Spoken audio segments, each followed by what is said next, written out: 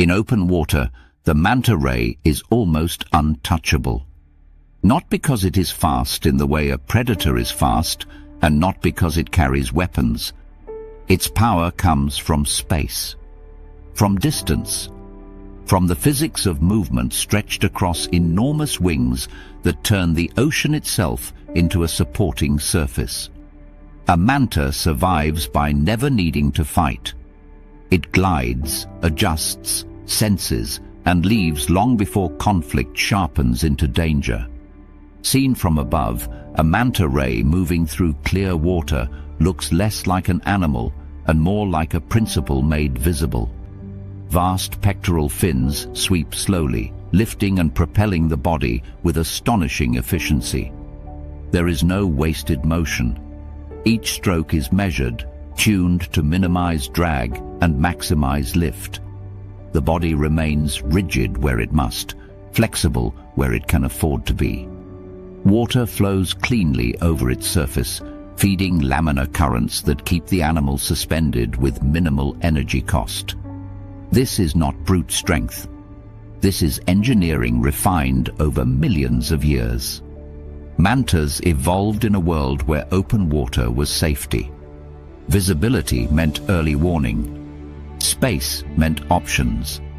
If a threat appeared, a shark approaching from depth, a sudden disturbance in the water column, the manta did not need to confront it. A subtle change in wing angle, a shallow dive, a turn into open blue was enough. Awareness and mobility solved the problem before it became urgent. This strategy depends on two assumptions: that the water ahead is empty and that the water is readable. When either assumption breaks, the manta's greatest adaptation begins to fail. Modern oceans are no longer empty. Lines suspend invisibly between surface and seafloor. Buoys anchor vertical barriers. Nets drift, semi-collapsed, ghost structures waiting for contact. Boat traffic cuts across feeding grounds, introducing noise, turbulence, and sudden obstacles into what was once predictable space. In coastal areas and productive offshore zones, the three-dimensional clarity mantas rely on is increasingly fragmented. Visibility, too, is changing. Runoff clouds water with sediment. Algal blooms scatter light unpredictably. Plastic debris floats at every depth, mimicking organic shapes until it is too late. The manta's sensory system, vision combined with lateral line detection of pressure changes, works best in open, clean water where disturbances have meaning. In cluttered, noisy environments, signals overlap. Reaction time shrinks. And reaction time is everything when your wings span several meters. A manta ray cannot fold itself into a tight turn. Its body is optimized for glide efficiency, not evasive agility in confined space. When an obstacle appears suddenly, a vertical line, a net edge, a boat hull, the manta must redirect a massive surface area quickly. That redirection costs energy and distance. In clear, open water, there is room to do it. Near structures, there is not. Contact does not have to be violent to be catastrophic. A single fin brushing a line at speed can result in a tear. A trailing edge catching debris can split cartilage and connective tissue. These fins are not armored. They are living airfoils built to flex smoothly under load. Damage compromises their shape, and shape is everything. A fin injury does not simply hurt. It rewrites the manta's physics. Hydrodynamics are unforgiving. Even small asymmetries in wing shape disrupt lift balance. A torn or deformed fin generates uneven flow, forcing the manta to compensate constantly just to maintain orientation. Energy expenditure rises immediately. Where once a glide carried the animal forward almost for free, now each stroke must fight instability. Feeding efficiency drops, not because prey disappears, but because the manta cannot maintain the precise positioning required for filter feeding. Mantas feed by swimming with mouths open, channeling water across gill rakers that trap plankton. This requires smooth, steady forward motion. Turbulence reduces capture rates. A damaged fin creates turbulence the manta cannot eliminate. Less plankton enters the mouth per unit effort. Feeding takes longer. The animal must remain exposed for extended periods to meet the same nutritional needs. This is where the long-term spiral begins.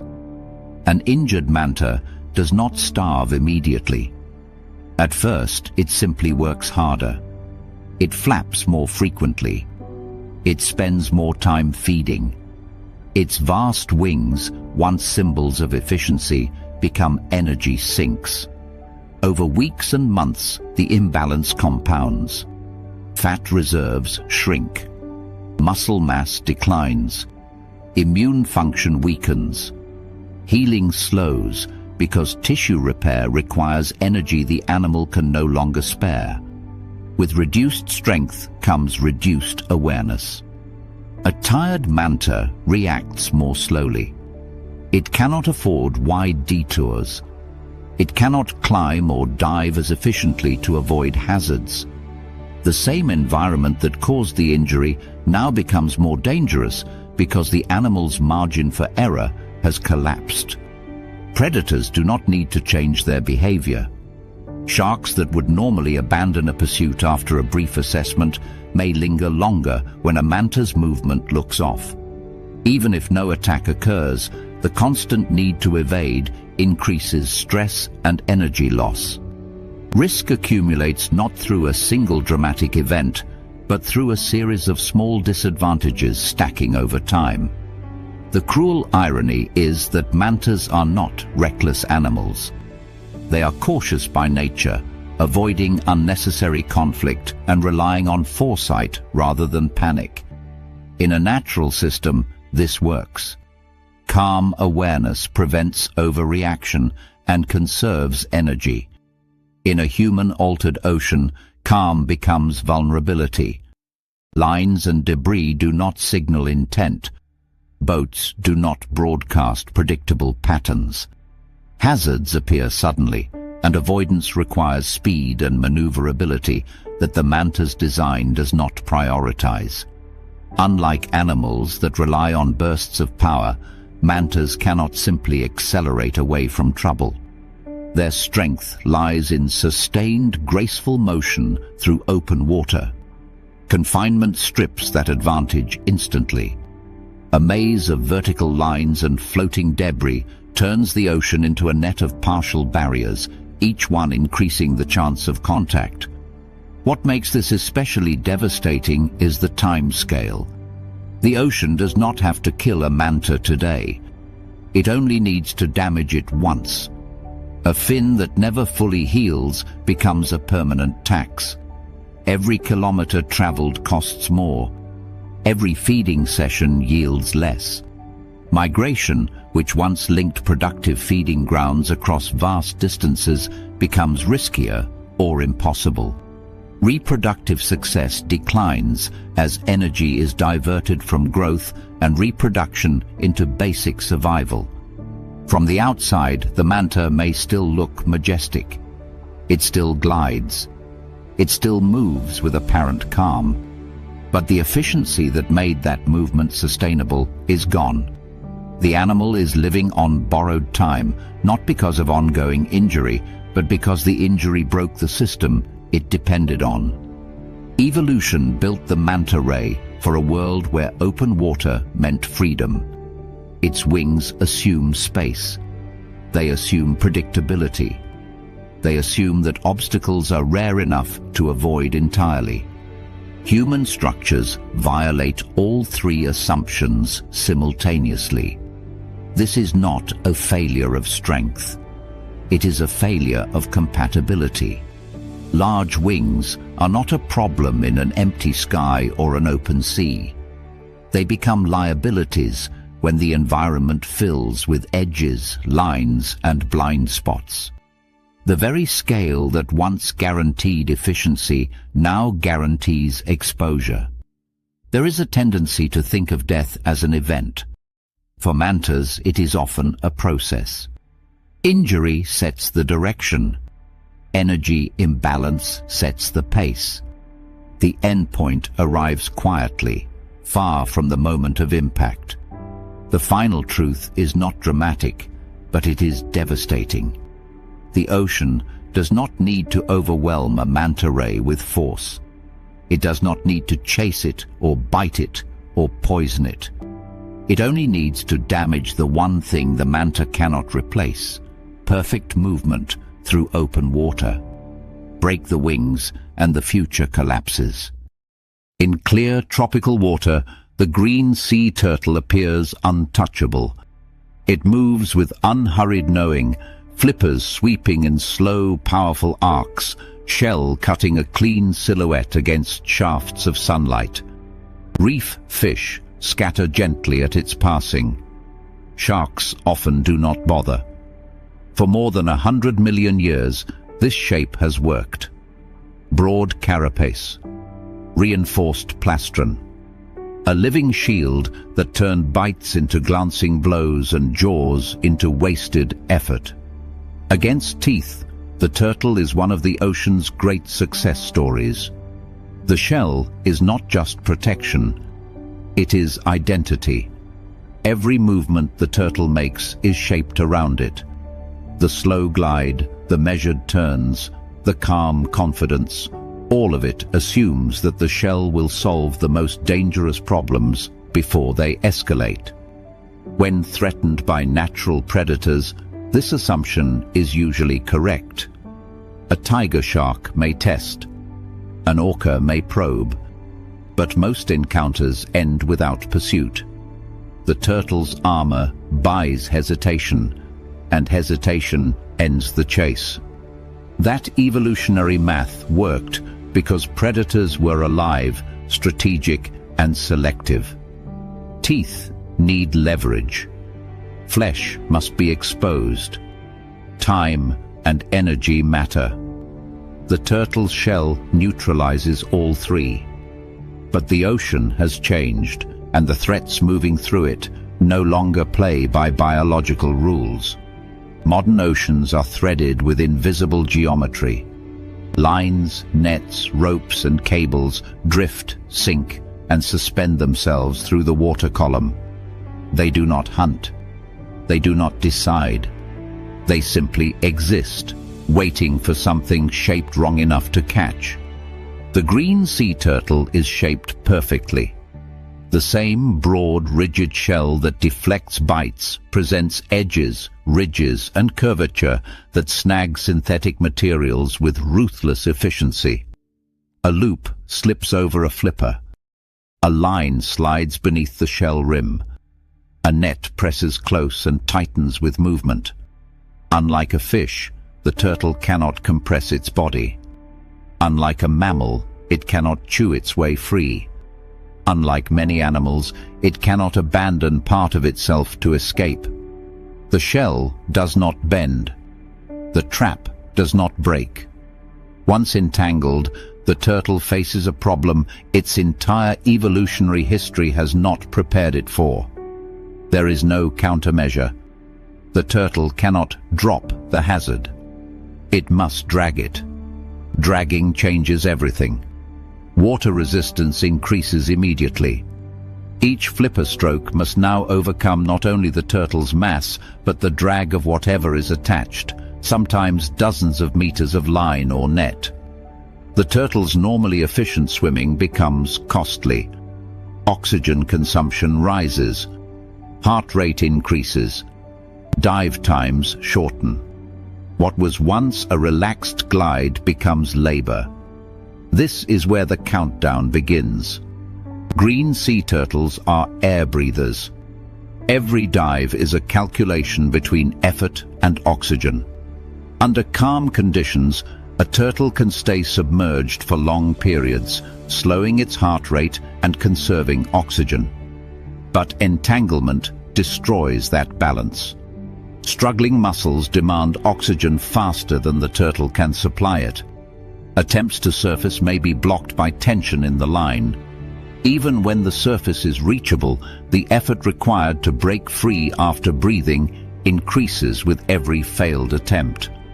Drowning in turtles is not immediate. It is prolonged, mechanical, and inevitable once a certain threshold is crossed. Each breath buys a little more time. Each movement costs more than it returns. Eventually, the turtle can no longer generate enough force to reach the surface, or it surfaces exhausted and sinks again before replenishing oxygen. The shell remains intact. The animal inside runs out of air. The tragedy is sharpened by behavior that once ensured survival. Green sea turtles are calm animals. They do not thrash wildly when stressed. This is adaptive in a world of predators where panic signals vulnerability. Against human-made hazards, calm becomes inertia. Lines tighten with slow, steady pressure. Nets cinch rather than tear. The turtle's measured movements give the entanglement time to settle into place, transforming from obstacle into anchor. Speed would help. Violence might help. But turtles evolved neither. Even when entanglement does not immediately block access to the surface, the long-term consequences are severe. A turtle dragging gear becomes less efficient at feeding. Seagrass grazing requires precise positioning and steady control near the substrate. Extra drag disrupts balance. Energy intake drops just as energy expenditure skyrockets. Fat reserves begin to deplete. Immune function weakens. Minor injuries become infected. A turtle that survives the initial entanglement may still die weeks later from starvation, disease, or exhaustion. The shell, once an asset, now amplifies the problem. Its rigidity prevents compression through tight spaces. Its edges catch repeatedly on new debris. Every attempt to rest is compromised by the weight and tension of the attached material. Rest, the turtle's primary recovery tool, becomes impossible. There is a deeper irony here. The green sea turtle's life history is built around patience and longevity. It grows slowly, matures late, and invests heavily in survival over decades. The shell supports this strategy perfectly. It allows the turtle to avoid unnecessary risks, to move deliberately, to trust that most threats will resolve themselves without urgency. Entanglement punishes exactly this approach. Human hazards introduce a threat where time is the enemy, not violence. The turtle is not being attacked. It is being delayed. And delay is fatal to an animal that must breathe air on a schedule. This shift exposes a blind spot in evolutionary defenses. Armor evolved to stop penetration and crushing forces. It does nothing against restraint. Ropes do not need to bite. Nets do not need to kill quickly. They only need to hold. In natural systems, few things restrain without intention. Predators release if a hunt fails. Prey escape if they can. Static traps are rare. The turtle's shell evolved in a world where being held indefinitely was not a common outcome. Now the ocean is full of permanent hands. Even nesting behavior is affected. Entangled turtles that survive long enough to reach breeding age may fail to migrate successfully. Long-distance navigation requires energy reserves and efficient swimming. Extra drag turns migration into an impossible task. Some turtles strand themselves on shore, too exhausted to return to water. Others sink offshore, never seen again. The shell remains flawless throughout. Scars accumulate. Barnacles grow. Algae coats the surface. From the outside, the turtle looks unchanged. From the inside, the system is collapsing. This is what makes entanglement such a devastating backfire. The turtle's defining strength cannot be traded away. It cannot evolve quickly enough to shed its shell. It cannot behaviorally adapt in a single lifetime. The defense that once guaranteed survival now guarantees only one thing. If caught, escape will be slow, costly, and often impossible. The calm grace that once avoided predators now works against it. The turtle does not panic early enough. It does not flee hazards aggressively. It assumes, incorrectly, that the obstacle will resolve itself as natural threats always have. But ropes do not get bored. Nets do not make mistakes. They wait. In this altered ocean, the turtle's shell has become a liability, not because it fails, but because it succeeds too well at preserving form while function collapses. The body remains protected even as the animal loses oxygen, energy, and time. The closing truth is stark and mechanical. Armor stops teeth. It stops claws. It stops bites that end in force. It does nothing against loops, lines, and nets that kill by restraint. Against a threat measured in minutes and meters rather than strength, the green sea turtle's greatest adaptation becomes a silent accomplice. In a world where danger no longer announces itself with jaws, survival depends not on how well you are protected, but on how quickly you can leave. At first glance, the Australian bush feels forgiving in the early hours of the morning. Light spreads slowly across dry grass and eucalyptus trunks, temperatures still low enough that the ground has not yet begun to radiate stored heat back into the air. This is the narrow window when the landscape allows movement without immediate penalty.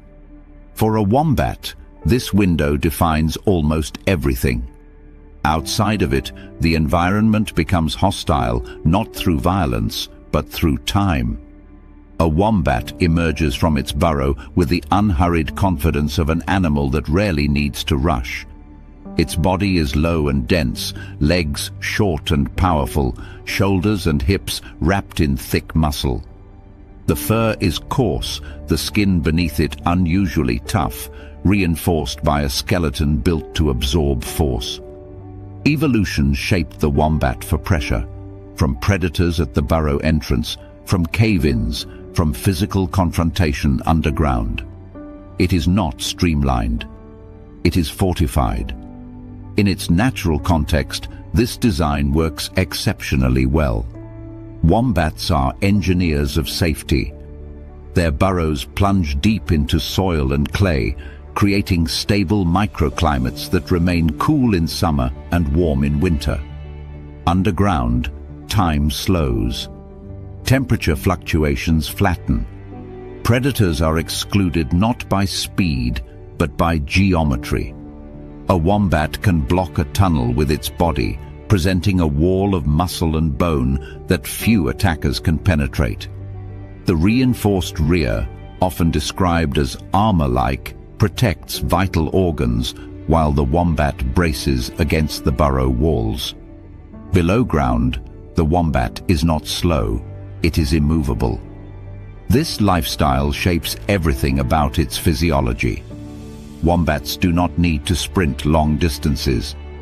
They do not need to dissipate large amounts of heat quickly. Instead, they rely on insulation, mass, and environmental buffering. Their metabolic rate is low, conserving energy and water in landscapes where both are scarce. Even their daily rhythm reflects this dependence. Activity is crepuscular or nocturnal, carefully timed to avoid thermal stress. The problem begins when the wombat is forced to abandon the environment its body is designed around.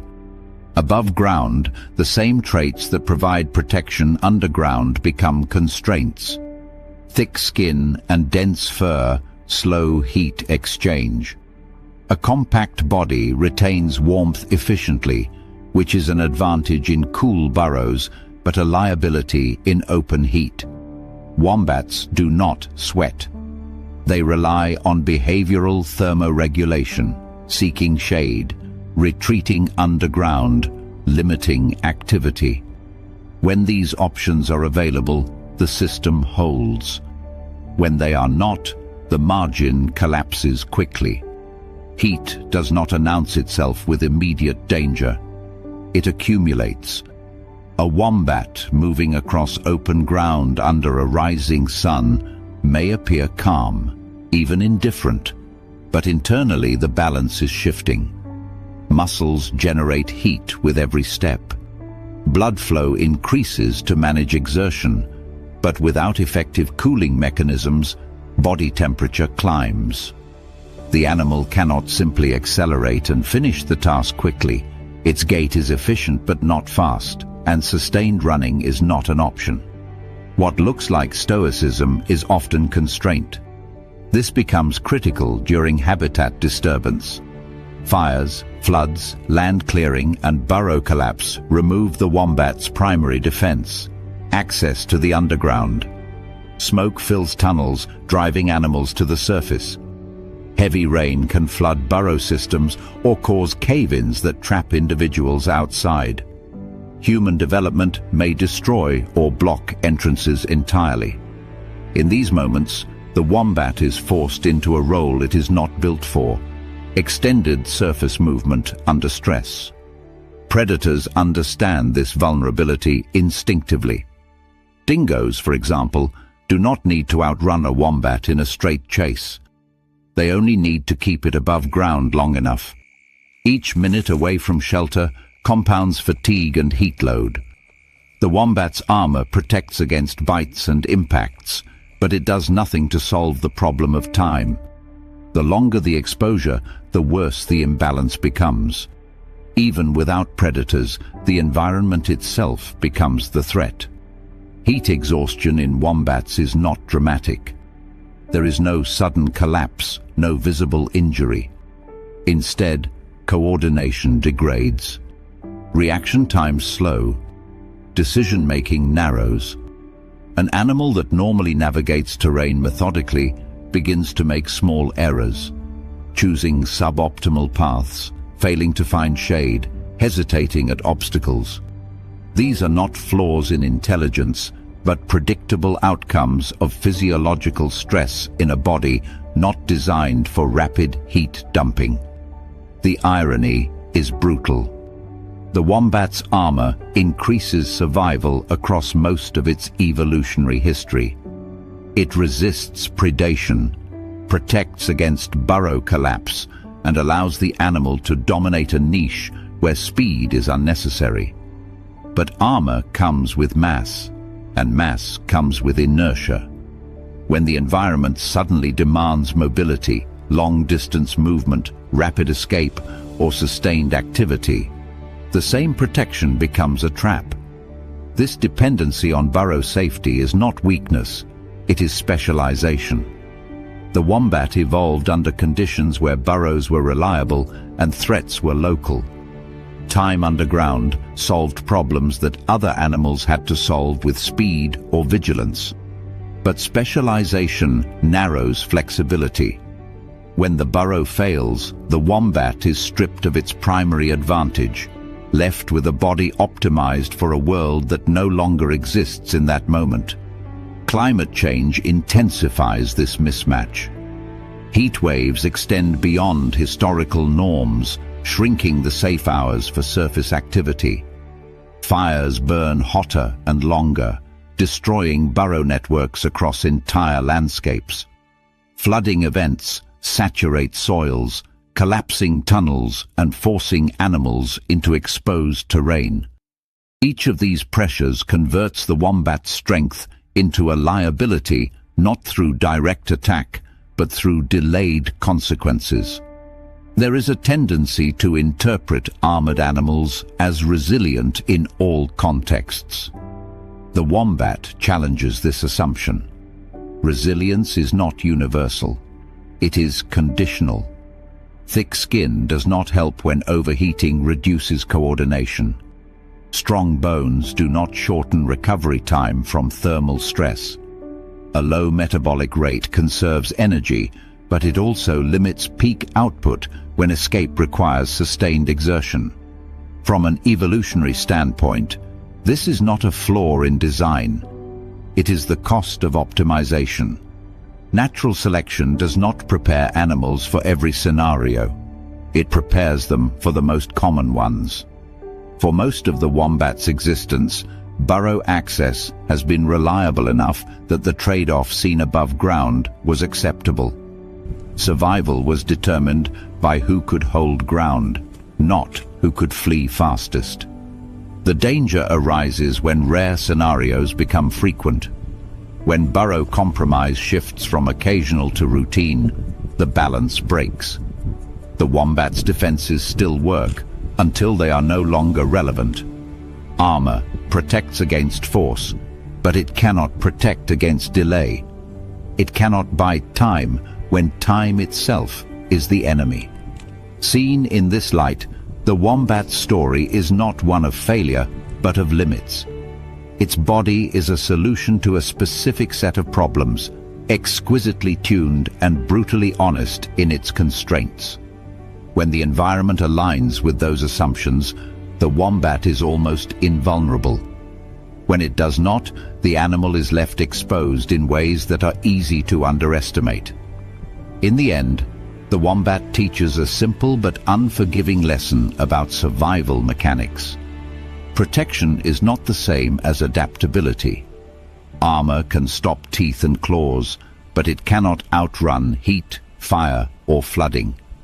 When the threat is time, when survival depends on how quickly you can move, cool, or relocate, mass becomes a debt that compounds with every step. The wombat survives by enduring, not escaping. When endurance is no longer enough, even the strongest shell cannot save what it was built to protect. The Australian savanna looks empty at first glance, a mosaic of pale grasses, scattered termite mounds, and stunted eucalyptus trees bleached by months of sun. Heat presses down in layers, shimmering above the ground, and the air smells faintly of dust and resin. But this landscape is never empty. It is watched constantly. Every movement sends information across it. Footfalls vibrating through soil, shadows sliding across bark, pulses of heat drifting on thermals. In this open scrub, visibility is both an advantage and a liability, and survival depends less on strength than on timing. Clinging motionless to the trunk of a tree is a frilled lizard, its body flattened against the bark, colors tuned to the exact mix of gray, tan, and green that dominates the savanna. At rest, it is easy to overlook. A narrow head, long tail, limbs held close, chest barely moving to conserve moisture. The frill, its most famous feature, lies folded and invisible, tucked neatly around the neck, like a secret held in reserve. In this state, the lizard's strategy is silence. Stillness limits detection, reduces heat gain, and delays the moment when energy must be spent. In arid environments, every unnecessary action carries a cost that compounds later. The frill exists for moments when stillness fails. It is a sudden shock device, one of the most dramatic defensive displays in the reptile world.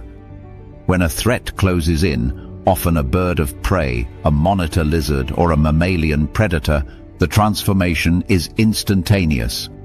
Muscles contract, cartilage snaps outward, and the folded membrane explodes into a wide circular shield. The mouth opens to reveal a bright pink interior. The body rears upright on hind legs, and the animal appears to double in size.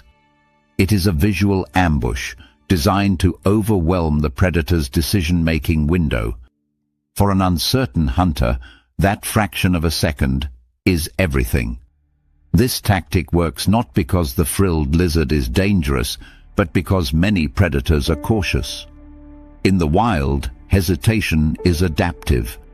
Attacking unfamiliar shapes can mean injury, venom, or wasted effort. A predator that survives long enough learns to pause when something unexpected happens. The frill exploits that pause. It turns ambiguity into fear and fear into retreat. For a young or inexperienced predator, the display can be enough to trigger a full disengagement, buying the lizard precious time to flee. But the frill is not a shield.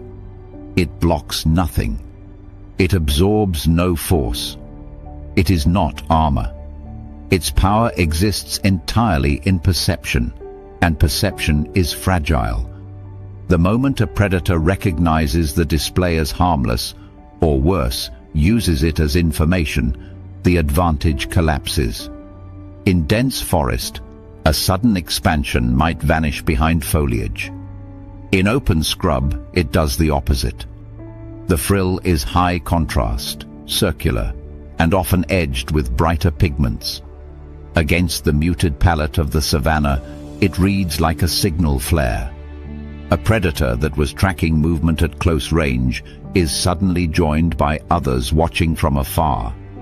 Raptors perched hundreds of meters away can spot the display instantly. Monitors moving through grass can triangulate the position. What began as a defense against one threat becomes a broadcast to many. This is the backfire mechanic.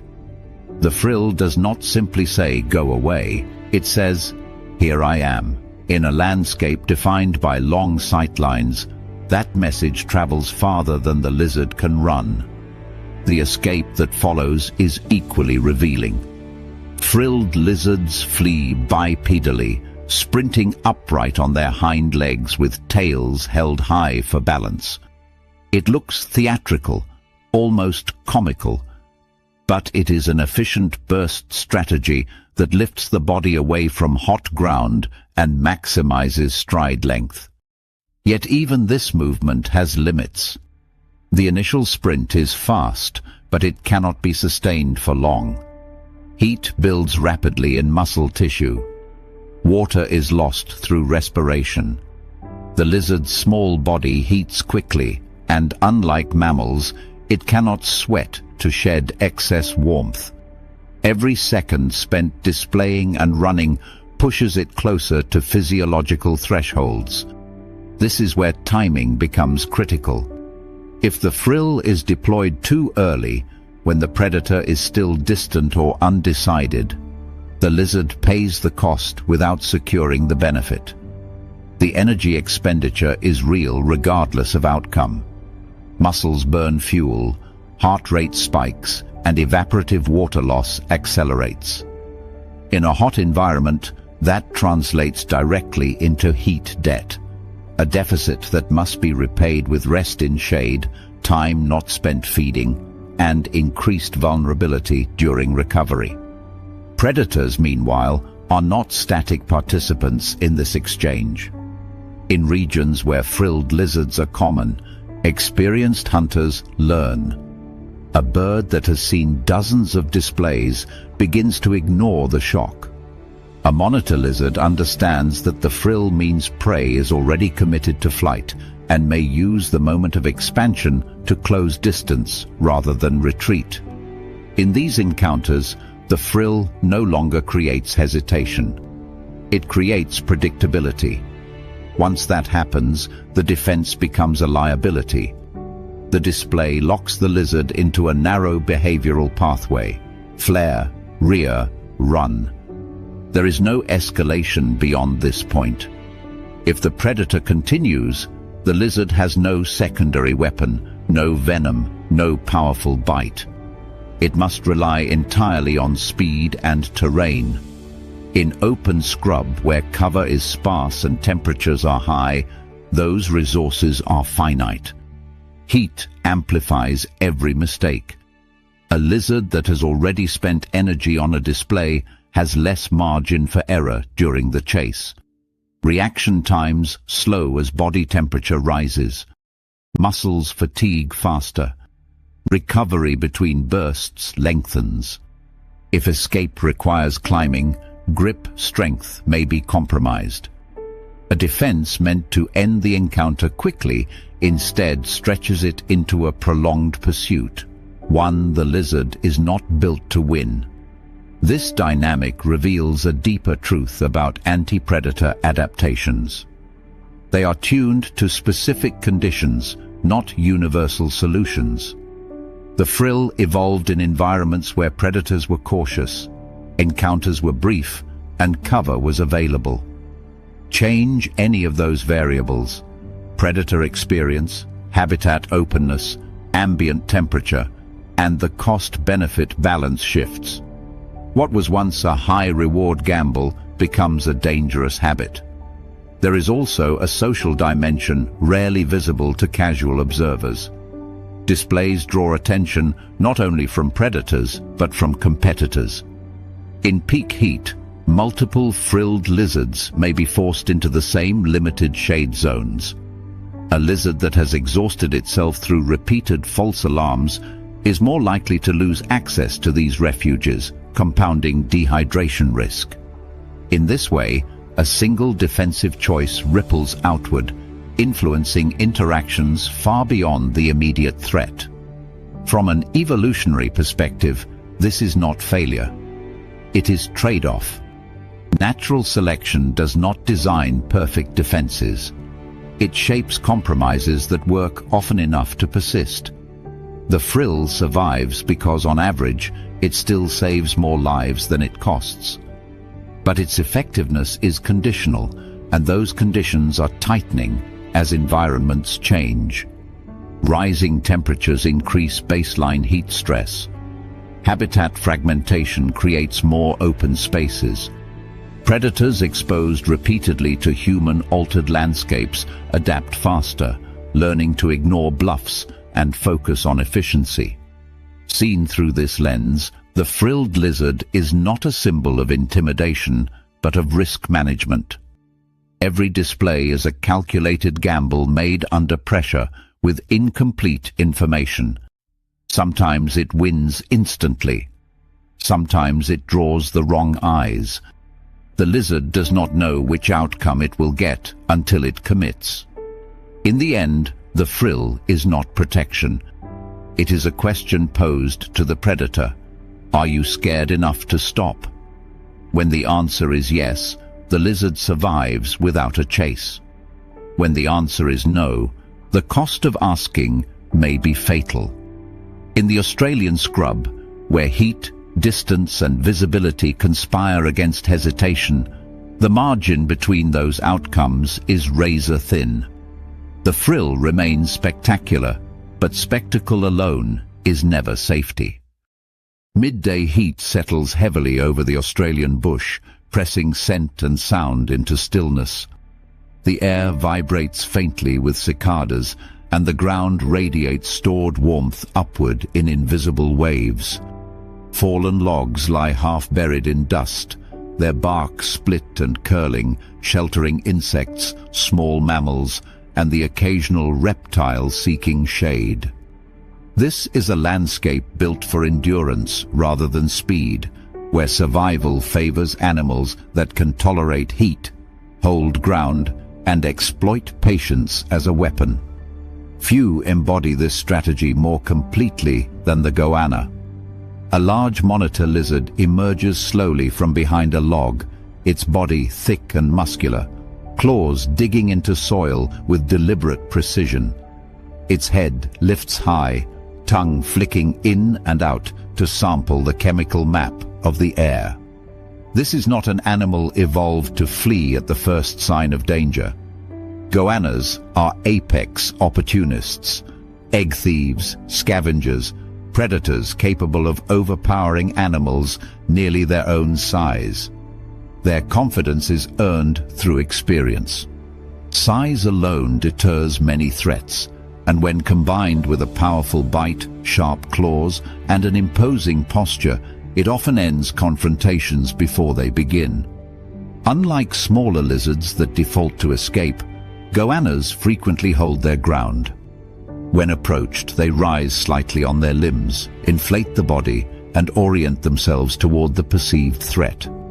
The tail may lash slowly from side to side, not as a strike, but as a signal. The mouth opens just enough to reveal teeth designed to grip and crush rather than slash. This is a warning built on credibility.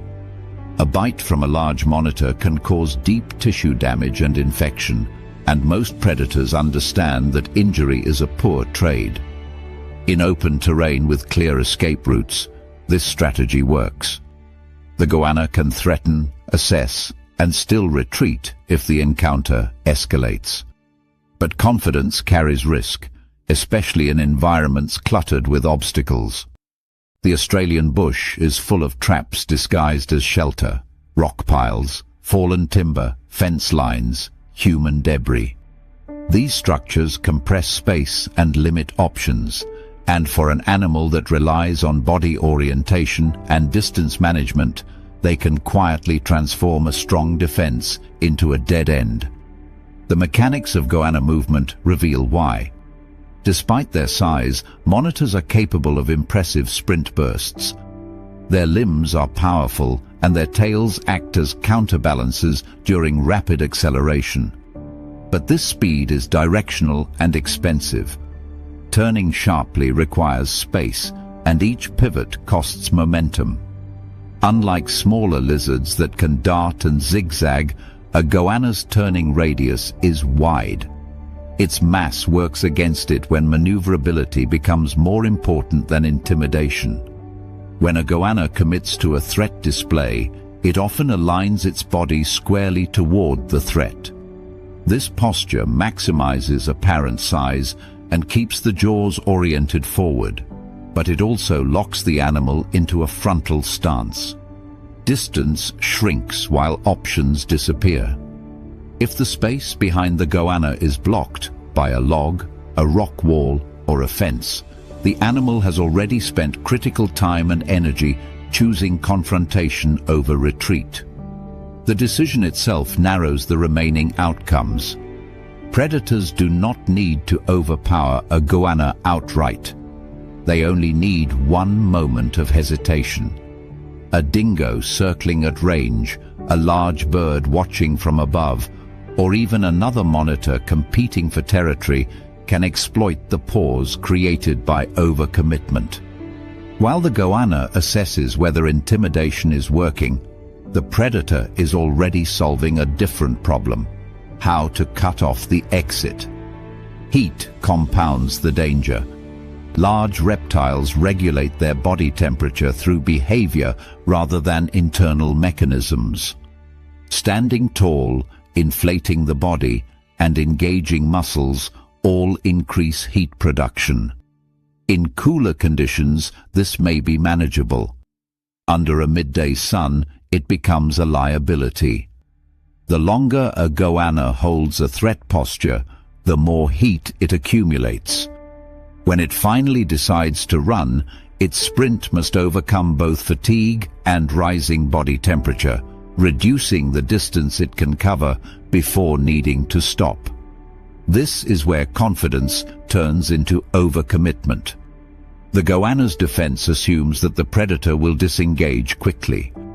If that assumption is wrong, the animal pays twice, first in lost distance, then in reduced performance during escape. A predator that presses forward forces the goanna to pivot under pressure, often in constrained space. A missed turn or clipped obstacle can be enough to end the encounter. In natural settings, this dynamic plays out subtly. Many failed defenses are never witnessed. A goanna cornered between rocks may disappear beneath a flurry of dust and movement, leaving only disturbed soil and broken vegetation. What remains visible are the successes, the displays that worked, the predators that backed off. These visible outcomes reinforce the behavior, even as invisible failures quietly remove individuals from the population. Human-altered landscapes amplify the problem. Fences, roads, and debris introduce hard boundaries into environments that once allowed gradual retreat.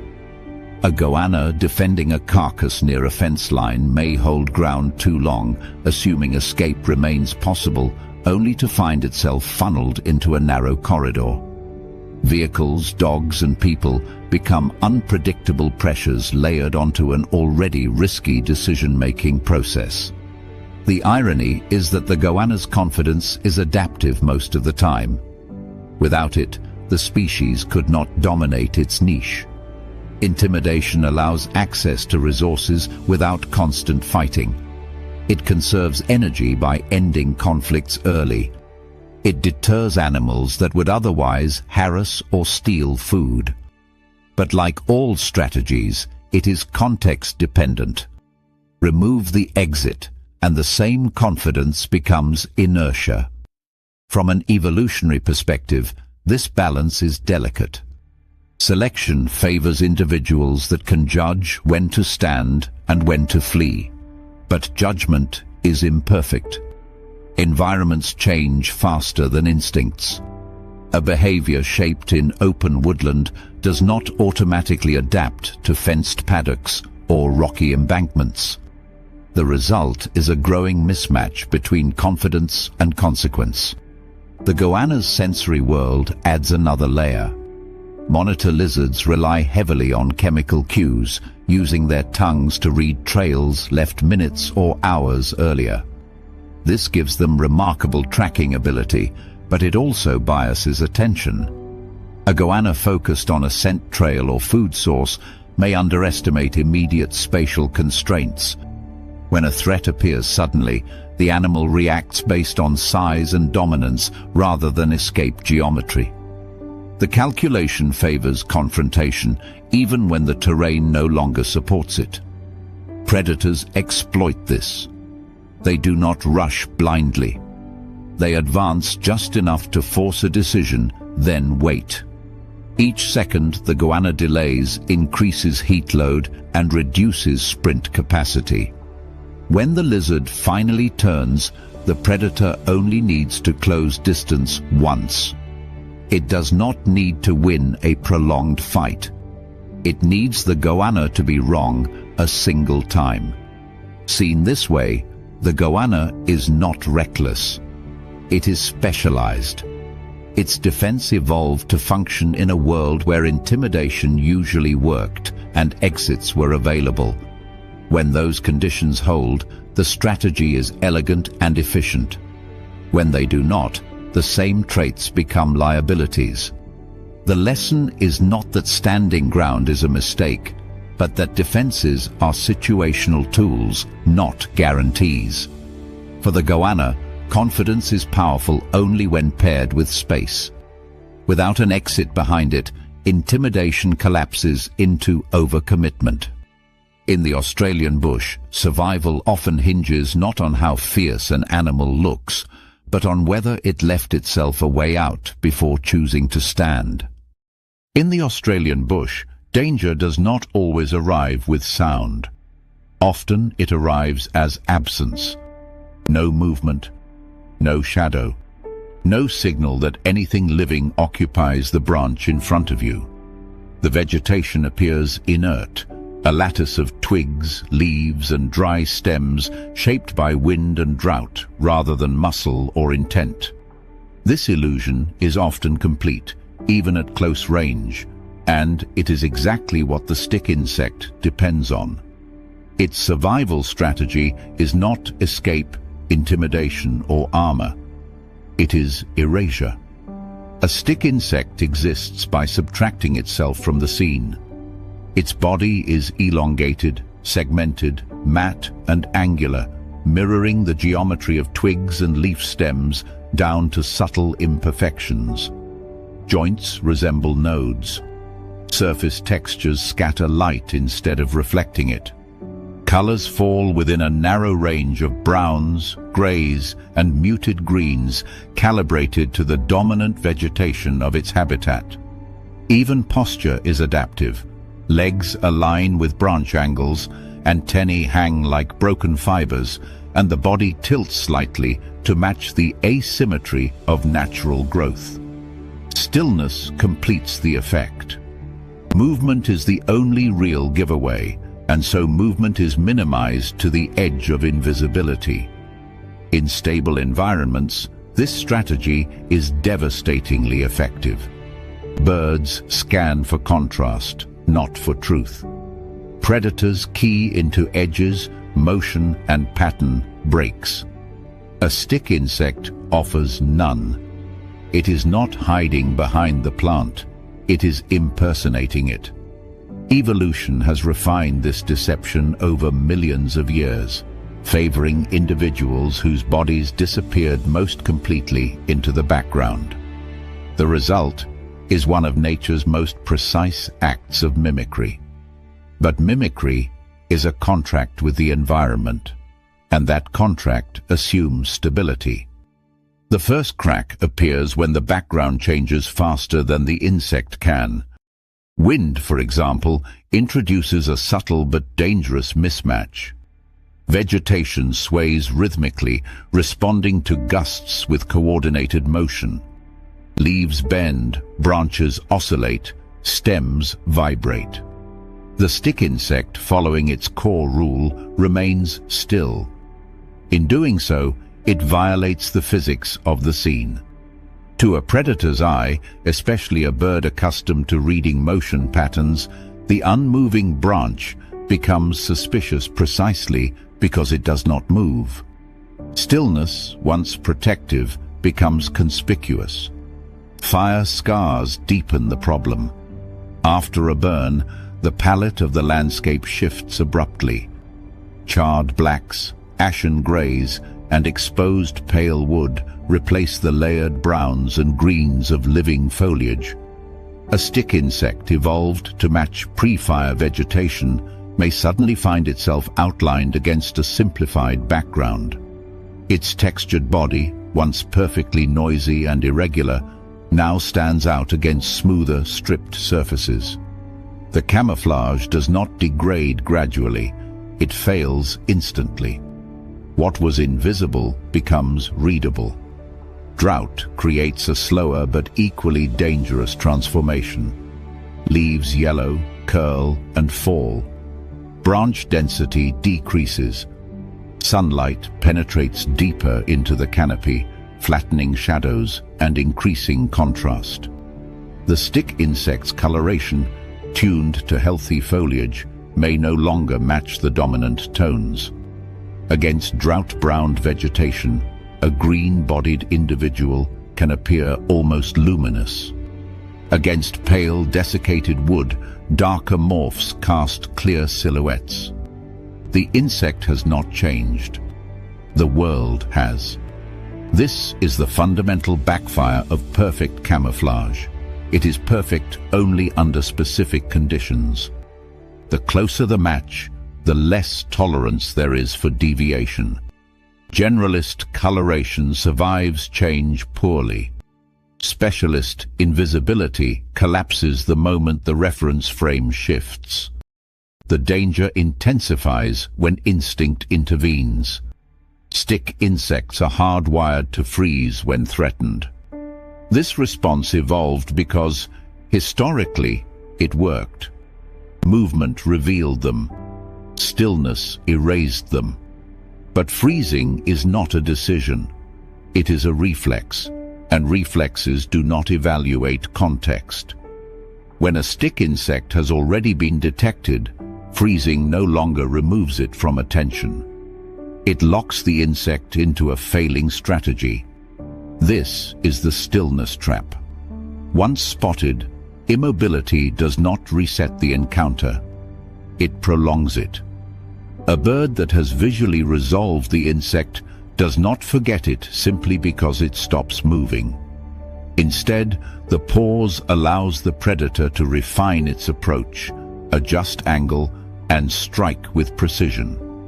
The stick insect, obeying ancient circuitry, remains motionless while the geometry of the encounter collapses around it. Some species attempt a secondary defense, swaying gently to mimic branch movement, but this only works when the insect has not yet been singled out. Once a predator's attention is focused, Any movement, no matter how subtle, confirms life. At that point, escape would be the better option, but the insect's body is not built for rapid flight. Wings, when present, are often weak or used only as a last resort. Legs optimized for gripping branches are poor tools for sprinting.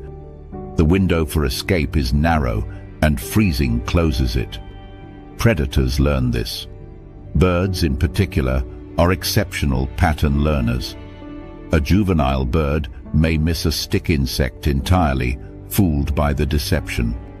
An adult that has fed successfully on one learns quickly.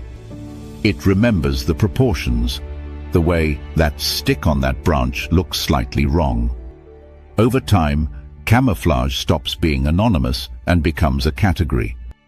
The insect is no longer invisible, it is predictable.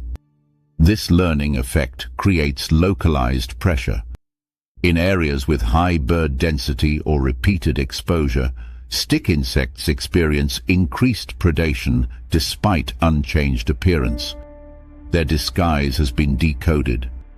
The defense still works broadly, but not universally. What was once rare detection becomes routine for experienced predators. Environmental instability accelerates this breakdown.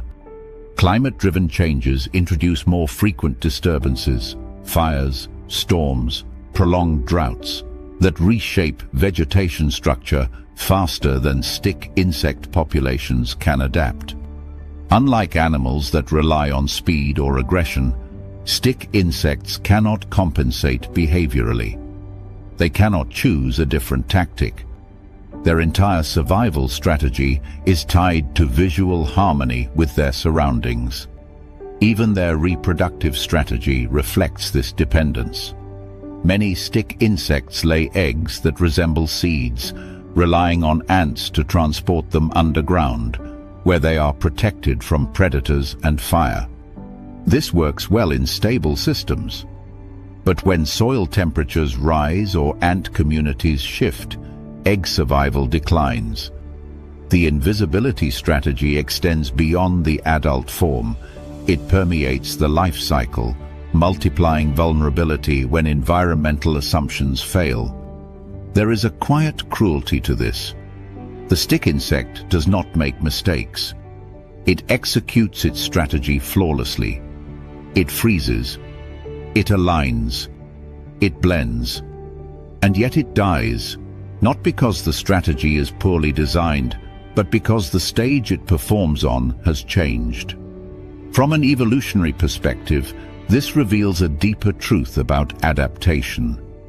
The most refined solutions are often the least flexible. Camouflage that approaches perfection sacrifices redundancy. There is no backup plan.